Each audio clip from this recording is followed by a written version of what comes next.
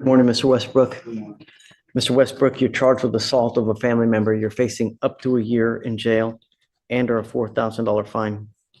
We are going to do probable cause. You have the right to remain silent. Anything you say can or will be used against you. You have the right to have an attorney present. If you cannot afford one, one will be appointed to you, sir.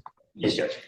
Before we enter this tense courtroom, let's rewind. This case isn't just about legal arguments, it's about truth, deception, and a search for justice that has gripped everyone watching. Today, we'll break down each twist, each objection, and each shocking revelation as it happens. Let's begin. That she woke the defendant up and told him his friend had to leave. The complainant stated that she questioned the defendant about her missing prescribed oxycodone, and the defendant became irate, and the defendant struck the complainant with an open left palm across the right side of her face, causing pain. The defendant began to destroy the residence, grabbed a kitchen knife, placed it to his own throat, and fled as the complainant was on the phone with dispatch. Right. The prosecution wastes no time, painting a picture of calculated intent. Every word is chosen to create impact, to lead the jury toward one inevitable conclusion. But in court, impact and truth don't always walk hand in hand. The defense is waiting for its turn. If I find that you're using, I will put you in custody. If you have a problem with drugs or alcohol, Mr. Westbrook, you better tackle it, because if you don't, I'm going to do it for you. And I promise you're not going to like the way that I do it. Do you understand? Yes, Your Honor.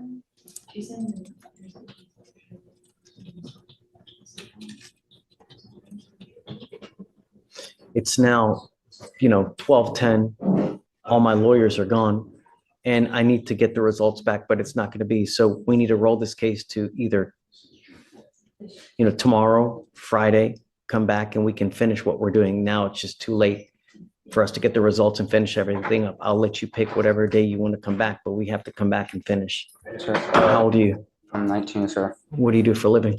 Right now, I'm just working at a fast food place, trying to get back into college. Who do you live with? My mother, well, that's who I was staying with. I don't want to talk about the case. I only want to know what you're doing in life and see. I'm trying to get back. I'm trying to go to college. I'm at trade school to become a welder. That would be fantastic. I tell you what, there's no better way to make a killing than getting a trade like that. It's a great idea, Sure. right? Unless you want to go to school. Notice the defense attorney's stanscum but deliberate. In trials, silence can be as powerful as speech. Every pause is a tactic. Every glance toward the jury a calculated move. Here, strategy isn't just in the evidence, it's in the delivery. All right. So, we're going to send you for a test now. We'll have you come back and then, we don't.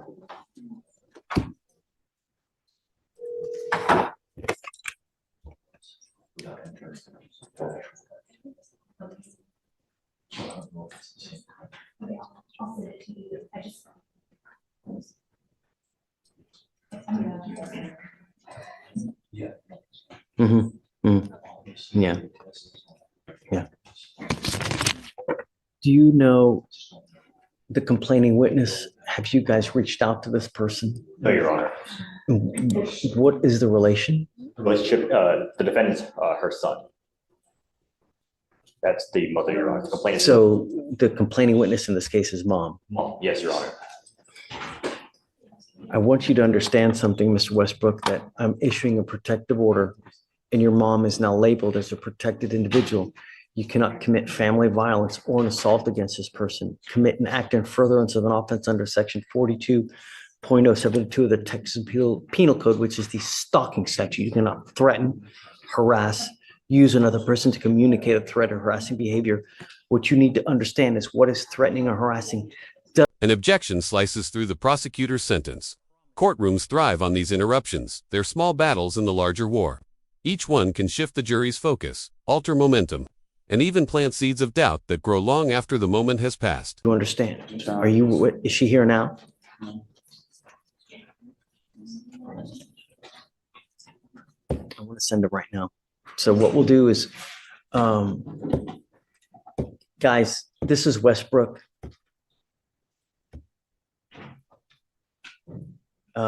We've got mom as a CW. Yeah, or I guess let me give you the cost number. You're right. I'm sorry. It's 253-8133. My concern is that when we have these cases and no one has spoken to the complaining witness, I order no contact. How are we going to do that here? Let me see, 25. I can step out and try to contact her. Yeah, do you mind? Let's see if we No, I don't can, mind. please. All right, so let me impart to you one more thing, Mr. Westbrook. You got out of jail because we gave you a free bond. When we revoke bonds, we normally set them in around 5, maybe 10,000, maybe 15, depending on what happened. If you don't have anyone to pony up that kind of money, you will be stuck in custody until these cases are over with. So when you're out there in the free world, think before you act, think before you speak, because it may be very well. Do you understand me? Your Honor. Okay. What did you want to say? I don't want to talk about the case. I'm not. I was requesting, is it okay if I check myself into the mental hospital? It's not involved the case, but that's where I was supposed to go. My mother had called my shrink, and she told my mother to call the police to take me to the Cypress Creek Hospital. And they told me they were taking me there. How did you get here today? Your mom didn't take you? How'd you get here? My friend took me. And because I was gonna sign myself into the mental hospital, I Someone now, please.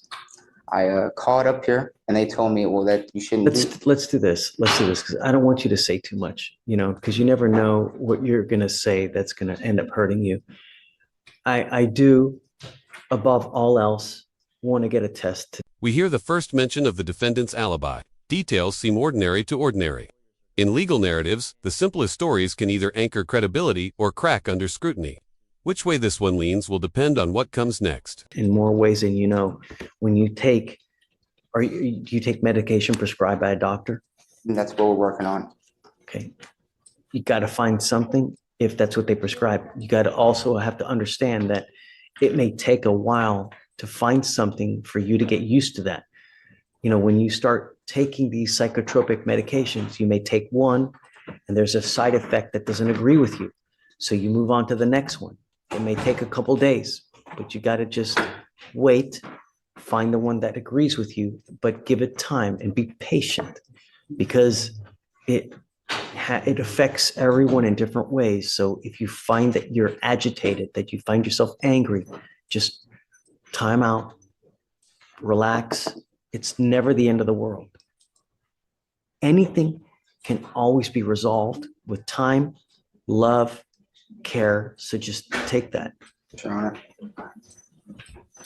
I'm going to appoint your lawyer. I'm going to see if we can get you one here real quick. Okay.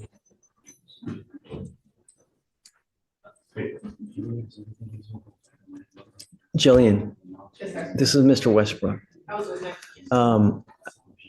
We're going to have him just sign conditions. We'll send him. A witness takes the stand, visibly uneasy. The truth may be on their side, but nerves can distort perception.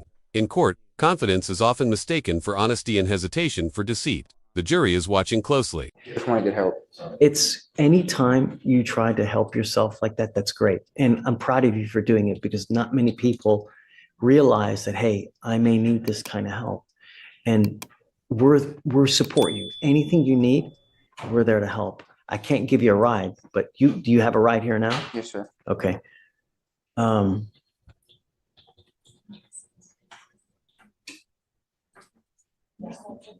I guess bear with me a second. Just take a seat for me. I just want to wait to see if she was able to get in contact with your mom.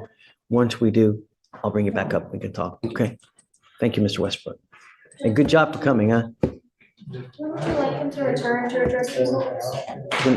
We're not going to return. We'll send him off another day or two. Yeah. Jillian, you ready? Okay, tell me. So I just spoke to the complaining. You got a hold of her. Yes, I got a hold Yay. of her. She's his mother. She was extremely distraught on the phone. She said that the defendant is mentally disabled. He has a lot of conditions and he has these episodes. The prosecutor presses harder, voice firm, tone rising. This is where emotional pressure can make facts blur. Under cross-examination, even the most rehearsed answers can falter. We're watching the witness struggle to hold their ground.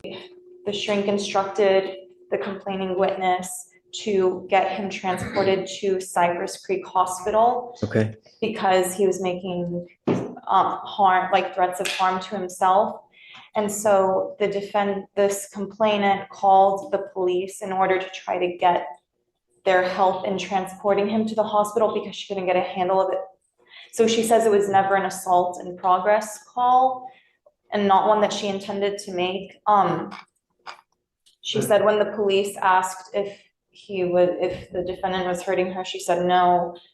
So she is very distraught as to why this was filed. did an assault occur?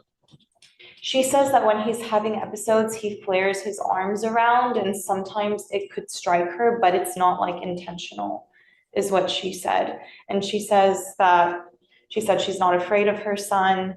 She is upset that this happened when they were supposed to help him. She was just very distraught, Judge.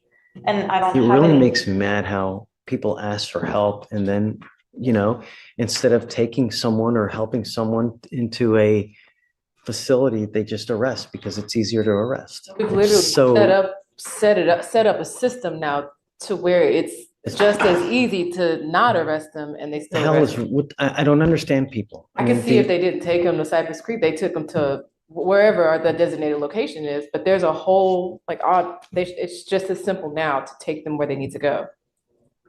No, I agree, Judge. I don't We know. need to start holding people accountable. Yeah. Yeah, she's very distraught and she So, said that he's on the way to. Did an assault occur? She says no. She said no assault occurred. Is there evidence that an assault occurred? Judge, this was just. Right? Because we know a lot of people recant, but do you have any evidence that one occurred? I don't have anything right now, Judge. It was only filed 3 days ago. It wasn't even set for arraignment until, it was set, yeah.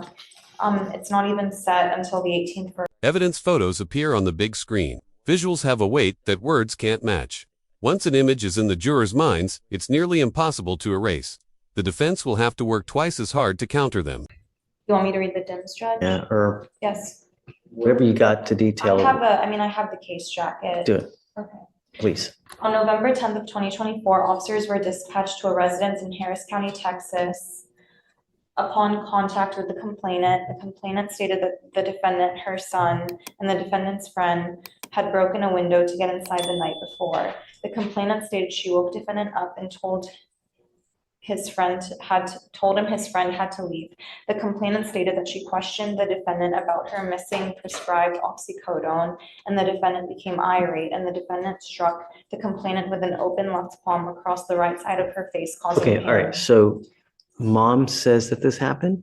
This is, yeah, according to the DIMS, but she told me something completely different on the phone. Michael, what do you think?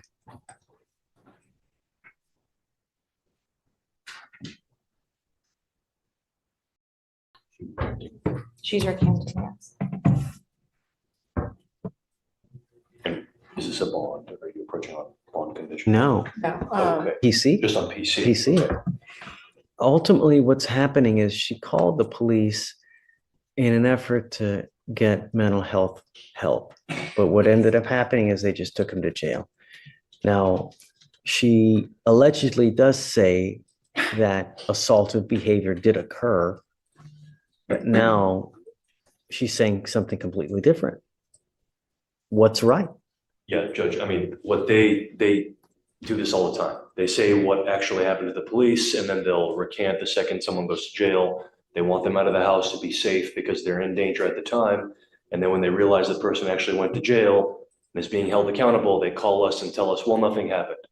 I think at this point. I mean, I know it takes that. some time to watch the body cam and listen to the 911, but I think what she said at the scene is what we need to go off of based on PC. And what she's saying to us in the RIP call, we need to evaluate the case at that point. But what's in the offense report, what she told police at the scene, should judge how we. The defense begins their cross-examination precise, methodical. They're not rushing. They're guiding the witness into corners where truth and memory collide. This is a mental chess match, and the board is filling quickly. call the police so they can transfer him to the mental health hospital. And so that's what she did based on the advice of his doctor. And so That's according to what she told me, Judge, that she called the shrink. Well, she called the person a shrink, so I don't know if it was a therapist or a psychiatrist, which is why I'm saying shrink. She told me that she called them first, but again, that's going off of her word, and if she's recanting now, I don't know how much. I think that for now, I'm gonna find it, okay? But I guess, Judge, in lieu of any drug testing right now, I mean, he can go today, but as far as like resetting him for tomorrow or Friday, he is come up, supposed Mr. to be, Westbrook. he is supposed to be checking in today, as was the plan last week. Is that okay with the court? I'll get the proof that he's checked in. They've got a bed ready for him, and he's supposed to be going in today to the hospital. I'd like to test you real quick because I just want to know what's in your system. Will you go to the hospital afterwards? I think it may be a good idea, you know? Your life is valuable. You have only one. When you take a catastrophic move where it's you harm, it's something, it's not like Target, you can return it. You can't, there's some things that you just can't come back from. If you have patience, then anything can be achieved. So don't make rash decisions. Take time, take care. We're here to help you as well. I want to help you. The goal for us is to have you leave better than you came. And if you give us time and be patient, we can help you with that. I have all kinds of resources, have all kinds of things at our disposal to help you. All you have to do are two things: come back and stay in touch with Jillian. She's great. She will help you with whatever you need. The prosecution's closing argument begins. They weave facts, emotion, and narrative into one final push. This is their last chance to lock the jury's decision. I think that that's a good call. If you make it down there, let me test you real quick. I'm not going to have you come back. Just go directly there to the Cypress place right after. As long as we know that you're there, I'm not going to revoke your bond. We will let you just take time that you need to go do what you need to do. But I got to know that you're there. Sure. If I don't know that you're there and I think you're out monkey business and not doing what you're supposed to be doing, I'll issue a warrant. I don't want to have to do that. So just please stay in contact with us. Do what you say you're going to do, and good things are going to happen. I promise. Sure. You can always get a hold of us. If you ever need anything, just come back here as well. We're always willing to help you with whatever you need. Do you have any questions? Okay. Let's set it off a week. I don't want to do a long one just to make sure that we stay kind of close with Mr. Westbrook. You know, she'll give you her number so that you can always get a hold of her. Okay. All right. But we'll also take care of costs. You won't have to pay for anything. So don't worry about the money. All you got to do is show up and stay in touch with Jillian. Sure. All right. So, quick question. When I do get out of the hospital, just let her know that I am getting out of the hospital, correct? So what happens is usually when you check in, we'll get a rough kind of figure for how long you'll be there. I don't know. It could be a day, it could be 2 days. The idea is to get you as the best way you can. The defense responds, aiming to plant the seed of reasonable doubt. Their tone is quieter, but the message is sharp. If you are not sure, you cannot convict. To get you on track to help you with welding if you want it. I know people and I'll help you out with it. If you help me with yourself, I will help you with the job aspect afterwards. I promise. Sure. You know? Okay? Sure. All right, Mr. Westbrook. Best of luck to you, okay? We'll see you soon. Yeah. All right. Thanks, Jillian. Good morning, Mr. Garza. Do you have a lawyer today? Order in the court. I do not. What are you doing about that? I can't afford an attorney, Your Honor. Why not? I don't make enough, Your Honor. And I'm not able to save. How many enough lawyers to- did you speak to? I've spoken to at least a minimum of 10 lawyers. And Okay. just to get a lawyer down right now, like just for a down payment is at least $1,000 down. That's beyond anything I can afford at this What do you point. do for a living? I'm a security officer for the Houston Astros, Your Honor. Okay, and how much money do you make a month? I want to say estimated around, Estimated, how much do you, I mean, you know exactly how much. okay, so I take home around 1,800 a month. And Is it every 2 weeks or every month? every month. 1,800. Mhm. What expenses do you have? I have a child support loan. I do pay rent and utilities. Yeah. How many what?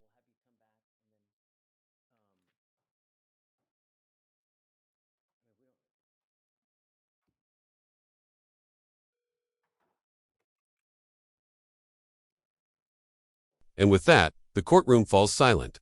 The jury retreats to deliberate, just one. holding the power to And decide a you life's pay outcome. child support Cases out of like this check. remind us, justice is never automatic, it's earned I'm through sorry, proof, I couldn't hear persistence, you. Pay for and the, persuasion. child support. If Does you it come out found of this your check? breakdown Comes out of the insightful, check every stay week. tuned for more. I'm glad that you're paying child support. That's a great thing. I'm proud of you for doing it because not many do. I'll have you fill out an application. Let me take a look at it. And then if you do qualify, which I think you probably will, then I'll grant it for you. Okay. Mhm. The other thing is this, though, is that you got to understand that there's a lot of timing requirements with the DWI. And if you don't hire a lawyer quick enough, it's very possible that your driver's license gets suspended and you're not able to drive. Do you have a Texas driver license? I do, still valid. Okay. And you, Pending hearing, Your Honor. sorry, say it again? Pending hearing with For the- Texas Department of Public Safety. Got it. Okay, so just beware that that's an important hearing. You could lose your license, so. The lawyer we give you now is not gonna do that. That's something that you're gonna have to do on your own, or you typically will hire a lawyer to represent you in that hearing. I think it was a $200 some So dollar. I don't wanna, but that's something that you can do on your own. We pay for the criminal case, not for your, because that's a civil case. Okay? All right, if you wanna get on over there, we'll give you an application, we'll have you sign a reset, and then we'll have you take a signature box. Please. That's right.